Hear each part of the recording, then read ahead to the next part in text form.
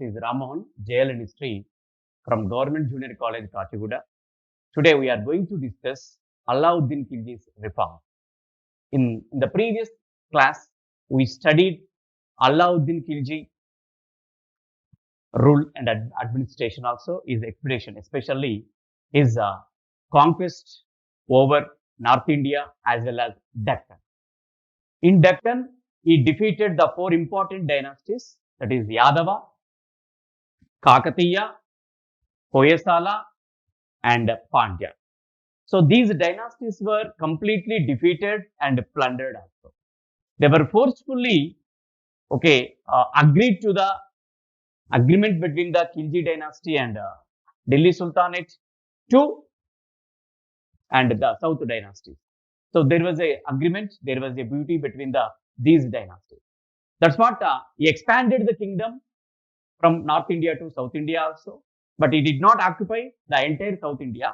Only he made the South India under the control of the Alauddin Khilji's sovereignty. So they agreed the sovereignty of Alauddin Khilji. They were under control of Delhi Sultanate. So he made like that. He made arrangements like that. So not only that, he reforms. Because of his reforms, he was the greatest king among all Delhi Sultans. As you know, the four important dynasties of Delhi Sultanate, Slave dynasty, Khilji dynasty, Tughlaq dynasty, and Sayyid and Lodi. Among all dynasties, the Khilji dynasty was more powerful because of Alauddin Khilji. So his expansion and his reforms made Alauddin Khilji one of the greatest kings of India. So earlier classes, we studied the Alauddin Khilji conquest. Now we are going to complete or understand and learn here Alauddin Khilji's. Alauddin Khilji భారతదేశాన్ని పరిపాలించినటువంటి సంవత్సరం చూసినట్టయితే 1296 నుండి 1316 వరకు అంటే 30 సంవత్సరాలు పరిపాలించాడు. ఈ యొక్క అల్లావుద్దీన్ ఖిల్జీ కాలంలో ముఖ్యంగా అనేకమైనటువంటి సంస్కరణలు అతడు ప్రారంభించడం అనేది జరిగింది మన యొక్క భారతదేశంలో. ముఖ్యంగా అతని దండయాత్రలు ఏ విధంగా అయితే సాగాయో ఉత్తర భారతదేశంలో కానీ దక్షిణ భారతదేశంలో కానీ అనేక మార్పులని భారతదేశంలో తీసుకొచ్చాయని చెప్పుకోవచ్చు. ముఖ్యంగా దక్షిణ భారతదేశం పైకి మాలిక్ కాఫర్ని పంపడం, దండయాత్రకు పంపించడం.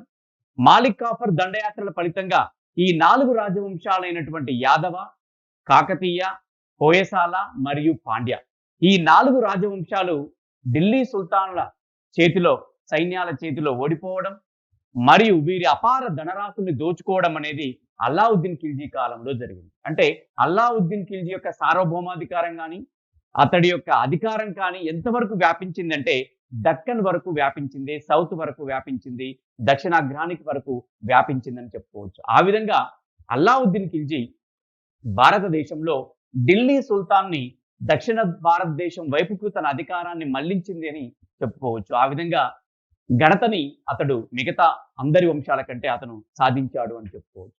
తన 30 సంవత్సరాల పరిపాలనా కాలంలో కేవలం దండయాత్రలే కాదు, అతడు ప్రవేశపెట్టినటువంటి అనేక సంస్కరణ వల్ల కూడా అతడు ఢిల్లీ సుల్తాన్ వంశంలోనే ఒక గొప్ప పేరు ప్రఖ్యాతల్ని సాధించుకున్నాడు. మరి అలాంటి సంస్కరణలు అతడు ఏం ప్రవేశపెట్టాడో మనం ఇప్పుడు తెలుసుకుందాం. Reforms of Alauddin Khilji. Now we are going to learn the reforms of Alauddin Khilji. The conquest of Alauddin Khilji was over. Now moving to reforms. He maintained large permanent standing army and paid them in cash from the royal treasury. So he maintained here huge army, great army, and especially standing army. He gave lot of importance to army because here expansion of his kingdom, conquest of his kingdom, that's what he gave lot of importance to military. So when military is very powerful, then only he wanted to occupy any region, any provinces of India. So that one hand he maintained a large permanent standing army, other hand he was safeguarded the entire country from Mongol invasions also and other revolts also. And especially to pay them year salaries, okay, in cash, not kind, not jagirdars. So these previous system completely abolished here. New system paid the salaries in cash. So from the royal treasury, so this is the first reform he implemented. And according to Ferista, one of the great scholar during this Alauddin Khilji, he recruited here 4,75,000 cavalry. So he recruited, he appointed here almost 5 lakhs. That means here how much importance was given to the military department. So when military department is so powerful, then only we can prevent the expansion of other revolts, other kingdoms. That's what the lot of importance was given, of course. And even especially the branding of horses implemented here, dog system. Dog means branding of horses. So each horse was branded. The branding is called here dog system. So branding of horses. And even he maintained here the biodata of soldiers also. This was called Hulia. So Hulia means the biodata of soldiers. Soldiers' name, their occupation, their salaries, everything he maintained a biodata, his family report, everything. So like that, he maintained here Hulia, that means biodata of soldiers.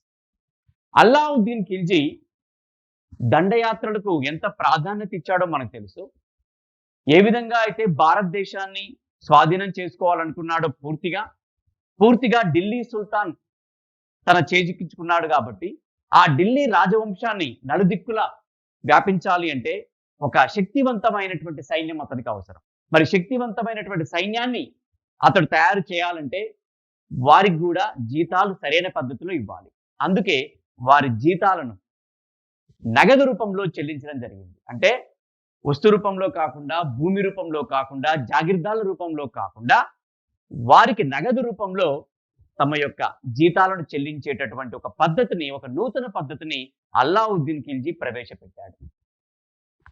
ముఖ్యంగా సిద్ధ సైన్యాన్ని, శాశ్వతమైనటువంటి సిద్ధ సైన్యాన్ని ఏర్పాటు చేసుకున్నాడు. అంటే ఇంతకుముందు జాగీర్దారులు కానీ, మన్సబ్దారు లాంటి సిస్టమ్స్, పద్ధతులు ఉండేవి. అలా ఒకరి మీద ఆధారపడకుండా యుద్ధం చేసే సమయంలోనే మనకు సైన్యం అవసరం అనే నానుడు అనేది ఉంటుంది. అలా కాకుండా సైన్యం అనేది రాజు ఆధీనంలో ఉండాలి, రాజుకి లొంగి ఉండాలి, రాజు అదుపాజ్ఞలకి, ఆదేశాలను నిర్వహించేటటువంటి సమర్థవంతంగా సైన్యం ఉండాలి అంటే సిద్ధ సైన్యం ఉండాలి. ఆ సిద్ధ సైన్యం యొక్క ఏర్పాటు కోసము అల్లావుద్దీన్ ఖిల్జీ నగదు రూపంలో జీతాలను చెల్లించడం జరిగింది. ముఖ్యంగా ఫెరిస్టా అనేటటువంటి ఒక సమకాలీన రచయిత ప్రకారము అతడి రచనలో మనకు తెలిసింది ఏంటంటే 4,75,000 అశ్విక దళాన్ని అల్లావుద్దీన్ ఖిల్జీ ఏర్పాటు చేసుకున్నాడు. అంటే అతడు ఎంతగా మిలిటరీ వ్యవస్థకి, ఈ యొక్క సైనిక సంస్కరణకి ప్రాధాన్యత ఇచ్చాడు. అంటే సైన్యం అనేది సంపూర్ణవంతంగా, విశ్వాసవంతంగా ఉండాలి, సిద్ధంగా ఉండాలి, ఓకే, అండ్ బలవంతంగా ఉండాలి, సమర్థవంతంగా ఉండాలి, అంటే శాశ్వతంగా ఉండాలి అంటే ఖచ్చితంగా సైన్యం అనేది ఎక్కువ సంఖ్యలో ఉండాలి, ఎక్కువ మంది రిక్రూట్ చేసుకోవాలి. అదేవిధంగా వారికి సంక్షేమ కార్యక్రమాలు ప్రవేశపెట్టి వారికి నగదు రూపంలో జీతాలను చెల్లించి వారికి కంప్లీట్ గా రాజు యొక్క అదుపాజ్ఞలకు, ఆదేశాలకు లోబడే విధంగా, రాజు యొక్క నియంత్రణలో ఉండే విధంగా వాళ్ళని తీర్చిదిద్దడం అనేది జరిగింది. అందుకే దాదాపుగా 4,75,000 సైన్యాన్ని, అశ్విక దళాన్ని అల్లావుద్దీన్ ఖిల్జీ ఏర్పాటు చేసుకున్నాడు. అంతేకాకుండా అతడు గుర్రాల మీద ఒక బ్రాండ్ వేసేటటువంటి పద్ధతిని ప్రవేశపెట్టాడు. దాన్ని మనం దాగ్ అన్నాం. దాగ్ అంటే గుర్రాలపై బ్రాండింగ్ వేసే పద్ధతి. అంటే నకిలీ గుర్రాలు, లేదంటే గుర్రాలను మార్చడం అనేది జరుగుతుంది. నకిలీ గుర్రాలను ఏర్పాటు చేయడం కానీ, ఆరోగ్యంగా లేనటువంటి గుర్రాలను తీసివేయడం కానీ, ఆ విధంగా సైన్యంలో గుర్రాలకు ఇంపార్టెన్స్ ఇస్తూనే వాటి మీద బ్రాండింగ్ వేసేటటువంటి పద్ధతిని ప్రవేశపెట్టి ఎలాంటి లోటుపాట్లు లేకుండా, అసమర్థంగా లేకుండా ఎప్పటికప్పుడు వాటిని అంచనా వేస్తూ వాటి యొక్క పనితీరును అంచనా వేసేందుకు ఈ యొక్క దాగ్ అనేటటువంటి బ్రాండింగ్ విధానాన్ని మొట్టమొదటిసారిగా భారతదేశంలో ప్రవేశపెట్టిన సుల్తాన్ ఎవరంటే Alauddin Khilji.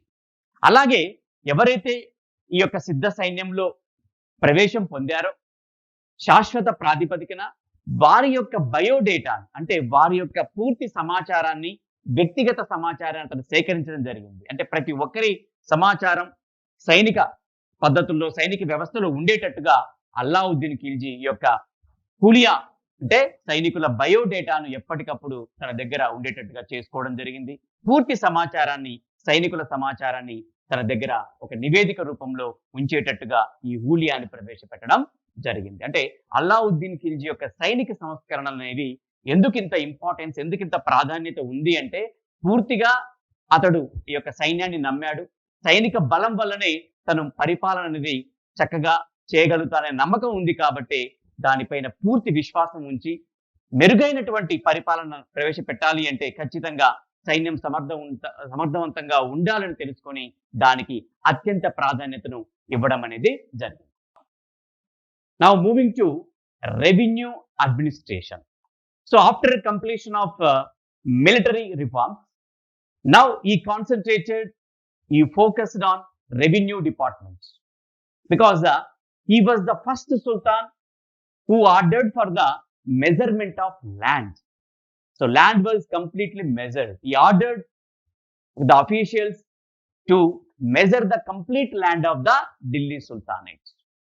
Even the big landlords could not escape from paying the land tax.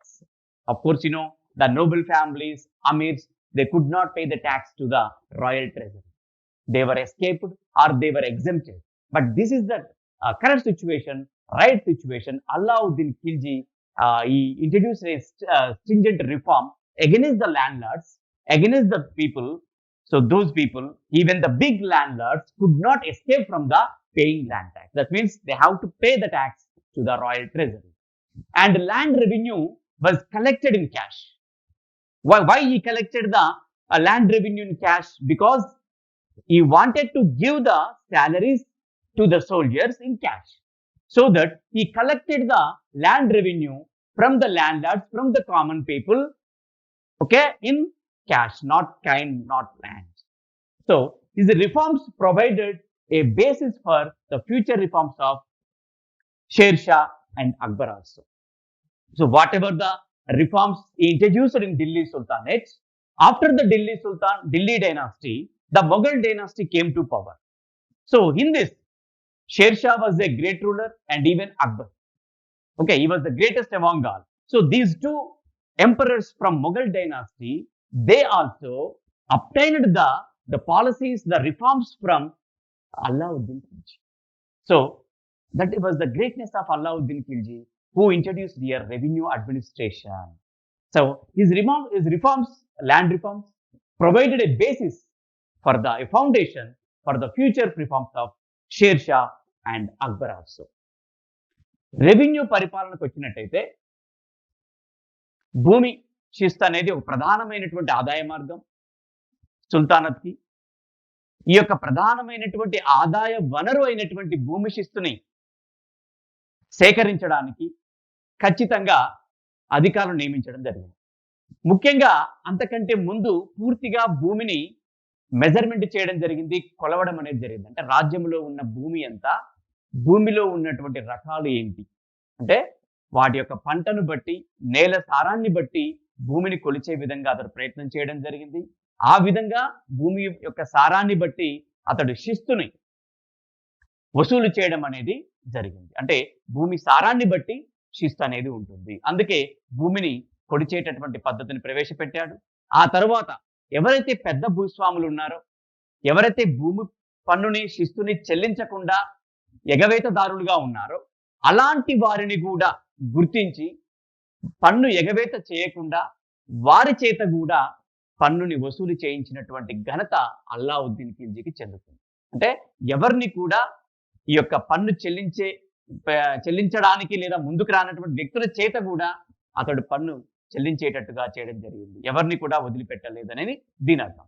తర్వాత భూమి శిస్తుని నగదు రూపంలో సేకరించాడు. ఎందుకు నగదు రూపంలో సేకరించాడు అంటే సైనికులకు జీతాలను పూర్తిగా నగదు రూపంలో చెల్లిస్తున్నాడు కాబట్టి ప్రజల దగ్గర నుండి కూడా భూమి శిస్తుని నగదు రూపంలో సేకరించడం ద్వారా సైనికులకు జీతాలు చెల్లించేటటువంటి పద్ధతి సులభమవుతుందనే ఉద్దేశంతో అల్లావుద్దీన్ ఖిల్జీ నగదు రూపంలో ఈ యొక్క భూమి శిస్తుని చెల్లించడం, ఆ తరువాత సైనికులు కూడా అదే నగదు రూపంలో వారికి చెల్లించడం జీతాల రూపంలో జరిగింది. అందుకే భూమి శిస్తును పూర్తిగా నగదు రూపంలో తీసుకోవడం జరిగింది.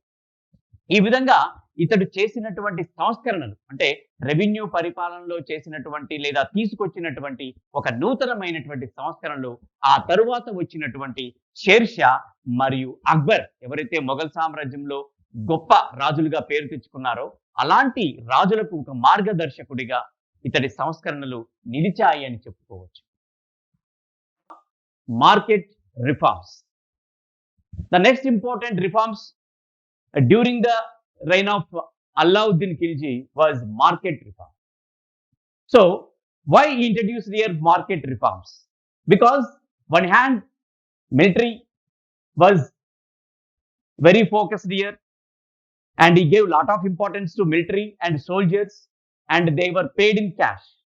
So that to meet their wishes, to meet their expenditure.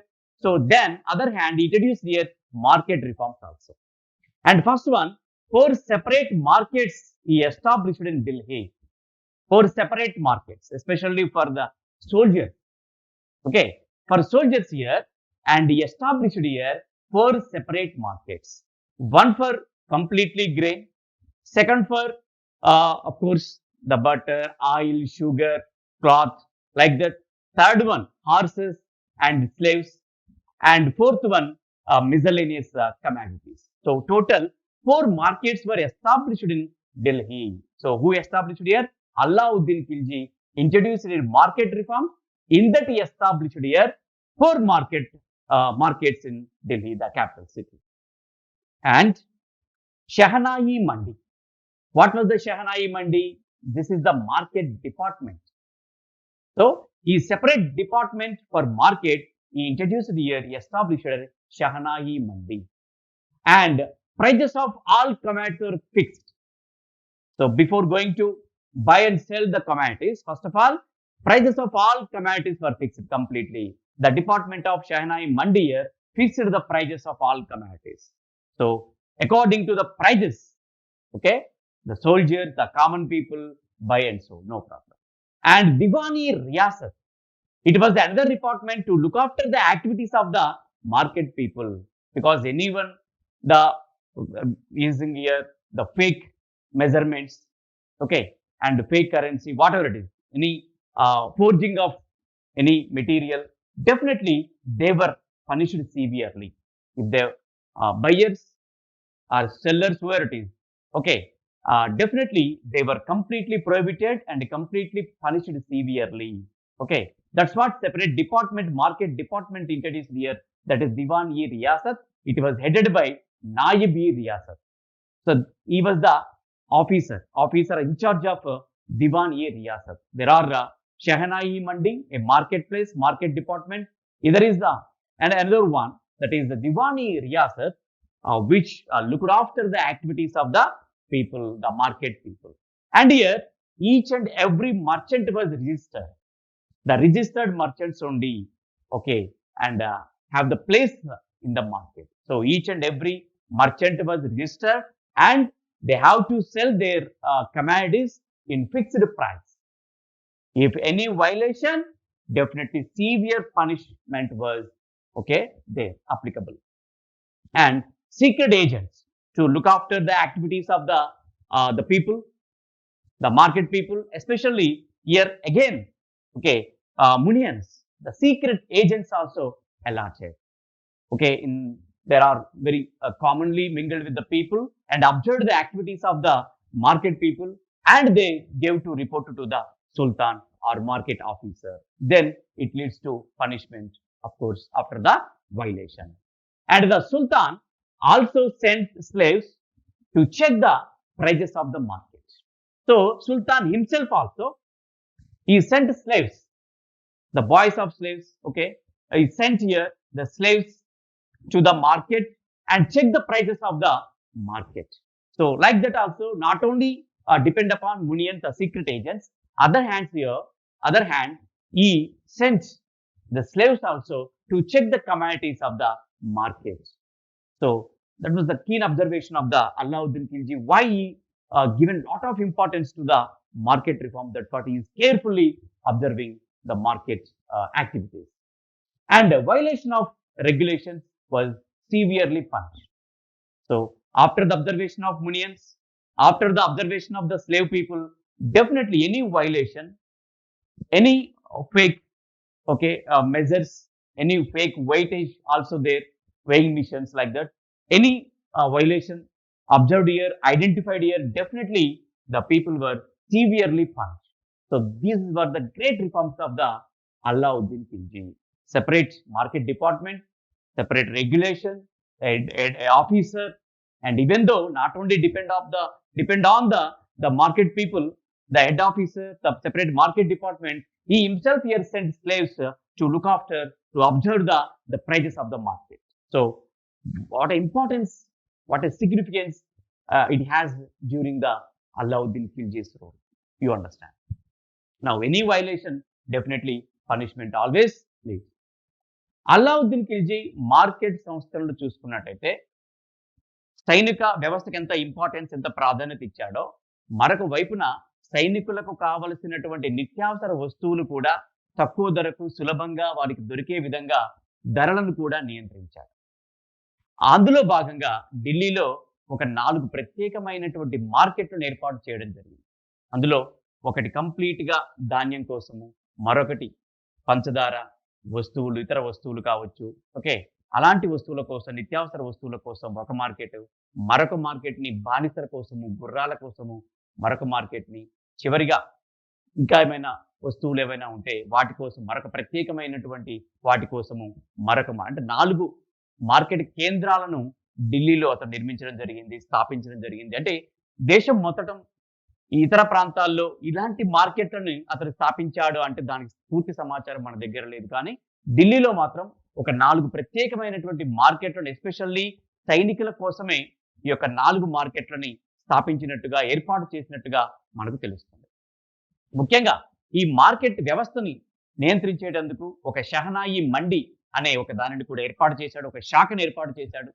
ఈ యొక్క శాఖ యొక్క ముఖ్యమైనటువంటి పని ఏంటంటే, ఈ యొక్క మార్కెట్‌లో ఉన్నటువంటి వస్తువుల ధరలను నియంత్రించడం అనేది జరుగుతుంది. అంటే గోదాముల్లో ఉన్నటువంటి ఈ యొక్క వస్తువులు ఏవైతే మార్కెట్‌లోకి వస్తాయో, వచ్చిన తర్వాత వాటి యొక్క ధరను నియంత్రించడం జరుగుతుంది. అలాగే గోదాముల్లో ఎక్కడైతే నిల్వ ఉన్నాయో, ఆ నిల్వ ఎక్కువ కాకుండా వీళ్ళు యొక్క ఎవరైతే మార్కెట్‌లో ఉన్నటువంటి పీపుల్ ఎవరైతే ఉన్నారో వాటిని గుత్తాధిపత్యం అనేది చెలాయించకుండా ఎప్పటికప్పుడు ఈ యొక్క డిమాండ్ సప్లైని బట్టి ఆ ధరలను నియంత్రించేటట్టుగా అల్లావుద్దీన్ ఖిల్జీ ప్రయత్నించడం జరిగింది. అందుకోసమే ఒక దివాన్-ఈ రియాసత్ అనేటటువంటి ఒక ప్రత్యేకమైనటువంటి మార్కెట్ డిపార్ట్మెంట్‌ని, అంటే ధరల యొక్క నియంత్రణతో పాటు మార్కెట్‌లో జరుగుతున్నటువంటి కార్యకలాపాలను, అంటే ఎక్కువ తక్కువగా మోసాలు చేయడం గాని, ఓకే, నకిలీ తూకాలను, కొలతలను ఎవరైతే చేస్తుంటారో అలాంటి వాటిని నియంత్రించేటందుకు ఈ యొక్క దివానీ రియాసత్ అనేటటువంటి ఒక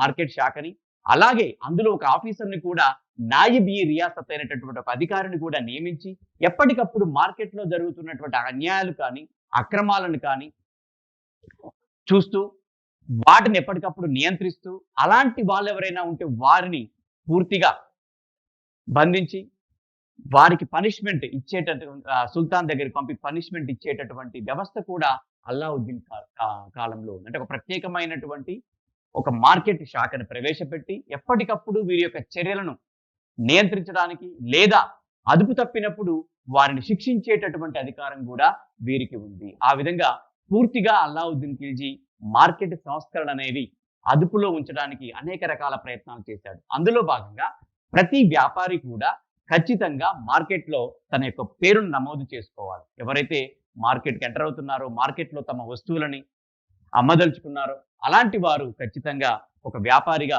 నమోదు చేయించుకోవాలి. అలాగే ఈ వ్యాపారుల యొక్క యాక్టివిటీస్ ఏవైతే ఉన్నాయో, వారి యొక్క చర్యలు ఏవైతే ఉన్నాయో అవిని పూర్తిగా నియంత్రించేటందుకు గాని, అబ్జర్వ్ చేసేటందుకు గాని ఒక సీక్రెట్ ఏజెంట్, రహస్యమైనటువంటి గూఢాచారులు నియమించాడు. వారినే మనం మునియన్లు అంటాం. సో మునియన్లు అంటే ఒక సీక్రెట్ ఏజెంట్స్. ఆ సీక్రెట్ ఏజెంట్ ఎప్పటికప్పుడు మార్కెట్‌లో తిరుగుతూ, ప్రజల్లో కలిసిపోతూ, ఈ ధరలు ఎవరైనా ఎక్కువగా అమ్ముతున్నారా, ఎవరైనా నకిలీ వస్తువులు అమ్ముతున్నారా, ఇవన్నీ అంచనా వేసేటందుకు గాని, ఇవన్నీ ఎప్పటికప్పుడు గమనిస్తూ ఒక రిపోర్ట్‌ని రాజుకు పంపేటందుకు ఒక సీక్రెట్ ఏజెంట్లు కూడా ఉన్నారు. అంటే మార్కెట్ అధికారులు ఉన్నారు.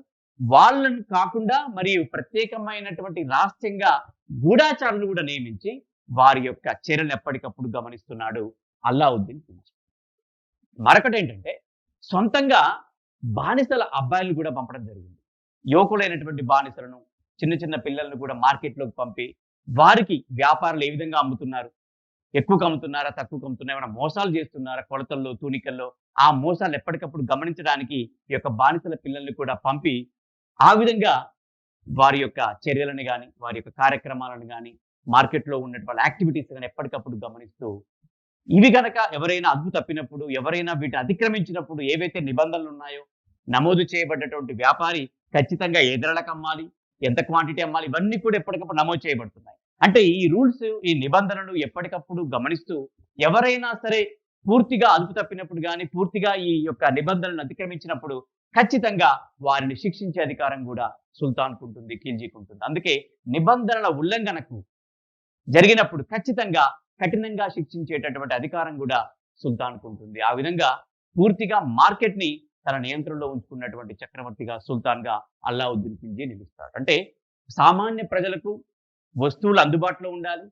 ధరలు కూడా అందుబాటులో ఉండాలి. ఎక్కడా గూడా వ్యతిరేకత గాని, ఎక్కడా గూడా పూర్తిగా మార్కెట్‌లో వ్యాపారుల నియంత్రణ అనేది ఉండకుండా, వారి కంట్రోల్‌లో, వారి చేతుల్లోకి వెళ్ళకుండా, పూర్తిగా ఒక బాధ్యత వహిస్తూ, నియంత్రణ చేస్తూ, ఎప్పటికప్పుడు ధరలని అటు పెరగకుండా, పూర్తిగా తగ్గకుండా బ్యాలెన్స్‌గా ఉండే విధంగా అల్లావుద్దీన్ ఖిల్జీ పూర్తిగా దృష్టి పెట్టి, ఒక ప్రత్యేకమైనటువంటి శాఖను ఏర్పాటు చేసి, ఈ యొక్క మార్కెట్‌లో ఒక అద్భుతమైనటువంటి సంస్కరణలు ప్రవేశపెట్టడం జరిగింది. అంటే భారతదేశంలో మార్కెట్ సంస్కరణలు ప్రవేశపెట్టినటువంటి ఘనత మాత్రం అల్లావుద్దీన్ ఖిల్జీకి మాత్రమే చెందుతుంది. ముఖ్యంగా ఒక వైపున సైనిక వ్యవస్థ కోసము, సైనికుల బాగోగుల కోసము, వారి యొక్క జీతాలు తక్కువగా ఉంటాయి.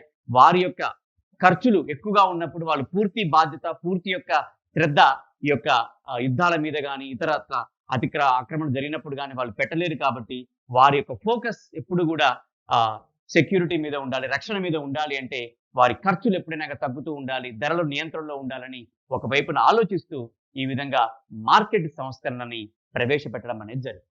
సో, అల్లావుద్దీన్ ఖిల్జీ సంస్కరణలు చూసుకుంటే మనకు ముఖ్యమైనటువంటివి సైనిక సంస్కరణలు, తరువాత రెవెన్యూ సంస్కరణలు, అన్నిటికంటే ముఖ్యమైనది మార్కెట్ సంస్కరణలు. ఈ 3 సంస్కరణలు చాలా ఇంపార్టెంట్. అందులో ముఖ్యంగా మనకు ఎక్కువగా ప్రశ్నలు అడిగేటటువంటి ఆస్కారం ఉన్నటువంటి ఏరియా ఏంటంటే, అల్లావుద్దీన్ ఖిల్జీ యొక్క మార్కెట్ సంస్కరణల గురించి పేర్కొనండి అని వస్తుంది. అంటే అల్లావుద్దీన్ ఖిల్జీ ఎందుకు మార్కెట్ సంస్కరణలు ప్రవేశపెట్టాడు? ఎక్కడెక్కడ మార్కెట్లు ఏర్పాటు చేశాడు? వాటి కోసం ఏర్పాటు చేసినటువంటి ప్రత్యేక మార్కెట్ శాఖ ఏంటి? అధికారులు ఎవరు?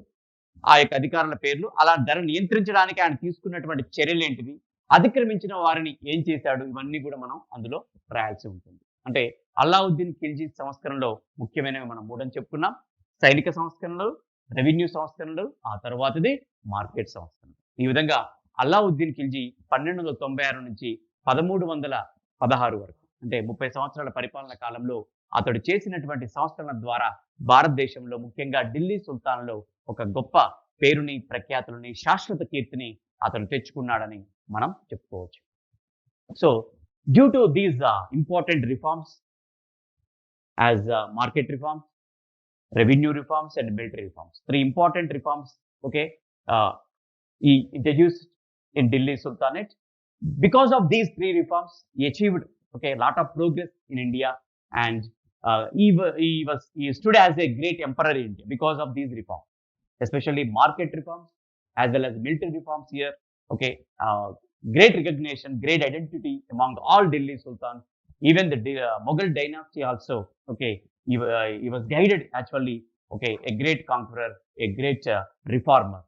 After the Delhi Sultanate, you see, next Tughlaq dynasty came to power. Thank you all.